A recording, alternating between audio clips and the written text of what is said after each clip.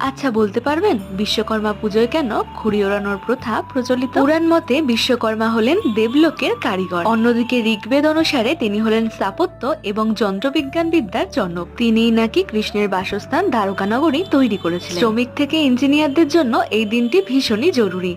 আর এই দিনে বহু বছর ধরেই বাংলার আকাশে ঘুড়ি ওড়ানোর রীতি আছে। আসলে বিশ্বকর্মা ঈশ্বরদের জন্য তৈরি করেছিলেন উড়ন্ত রথ। সেই রথের কথা স্মরণ করেই এদিন আকাশে ঘুড়ি ওড়ানো হয়ে থাকে। 1850 সাল থেকে বাংলায় বিশ্বকর্মা পুজোর দিন আকাশে ঘুড়ি ওড়ানোর প্রচলন শুরু হয়। বাংলার বেশ কিছু ব্যবসায়ী নিজেদের অর্থ এবং প্রতিপত্তি দেখানোর জন্য এদিন ঘুড়ির সঙ্গে টাকা বেঁধে আকাশে ওড়াতেন। এমনটাও শোনা যায় যে সেই সময়কার জমিদাররা টাকা দিয়েই নাকি এক একটা আস্ত ঘুড়ি বানিয়ে ফেলতেন। একটা সময় বর্ধমান রাজবাড়িতেও ঘুড়ি ওড়ানোর চলছিল। বর্ধমানের রাজারা নাকি পাঞ্জাব থেকে এসেছিলেন, আর পাঞ্জাবে ঘুড়ির উৎসব বেশ জনপ্রিয় ছিল। বর্ধমানে সেই রাজাদের হাত ধরেই বাংলায় ঘুড়ির উৎসব শুরু হয়।